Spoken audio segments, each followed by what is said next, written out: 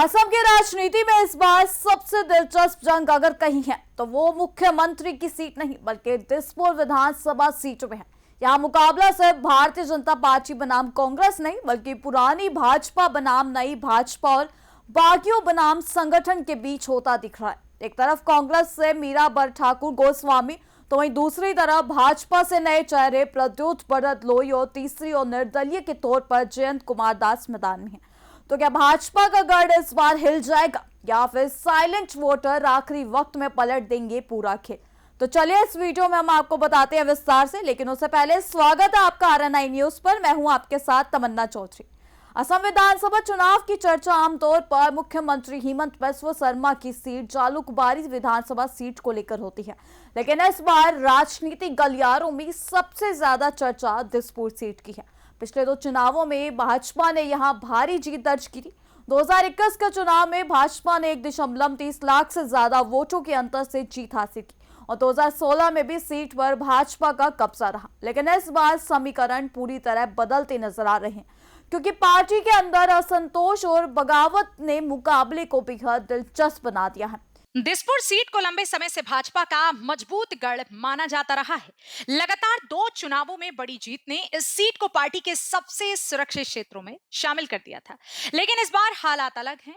चुनाव से ठीक पहले भाजपा ने बड़ा फैसला लेते हुए मौजूदा विधायक का टिकट काट दिया और कांग्रेस से आए प्रद्योत बरदलोई को पार्टी में शामिल कर प्रत्याशी बना दिया। राजनीतिक विश्लेषकों का मानना है कि यह फैसला मास्टर स्ट्रोक साबित हो सकता था, लेकिन पार्टी के भीतर खुलकर सामने आए असंतोष ने इसे जोखिम में बदल दिया है। दिसपुर में इस बार मुकाबला सिर्फ विपक्ष से नहीं बल्कि अपनी ही बागियों से भी है। निर्दलीय उम्मीदवार जयंत कुमार दास के मैदान में उतरने से भाजपा का वोट बैंक बंटने की आशंका बढ़ गई है। स्थानीय वोटरों का भी मानना है कि आंकड़े भले ही भाजपा के पक्ष में हो, लेकिन जमीन पर समीकरण पहले जैसे नहीं रहे। एक स्थानीय वोटर रंजना कहती हैं, आंकड़े भाजपा के साथ हैं, लेकिन इस बार माहौल बदला हुआ है और नतीजे चौंका सकते हैं। राजनीतिक विश्लेषकों की नजर इस बार साइलेंट वोटर पर टिकी हुई है।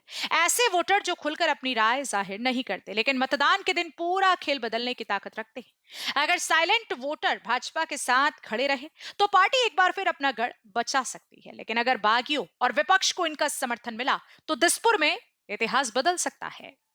कुल मिलाकर दिसपुर विधानसभा सीट इस बार असम चुनाव की सबसे बड़ी पॉलिटिकल बैटलफील्ड बन चुकी है। यहाँ लड़ाई सिर्फ भाजपा और कांग्रेस के बीच नहीं बल्कि रणनीति बनाम असंतोष, संगठन बनाम बागी और पुरानी बनाम नई भाजपा के बीच है। अब देखना दिलचस्प होगा क्या भाजपा अपना मजबूत गढ़ बचा पाएगी या फिर इस बार दिसपुर से निकलेगा एक राजनीतिक सरप्राइज। फिलहाल नजर बनी रहेगी दिसपुर पर, क्योंकि यहाँ का फैसला पूरे असम की राजनीति की दिशा तय कर सकता है। तब तक के लिए जुड़े रहिए हमारे साथ RNI न्यूज पर।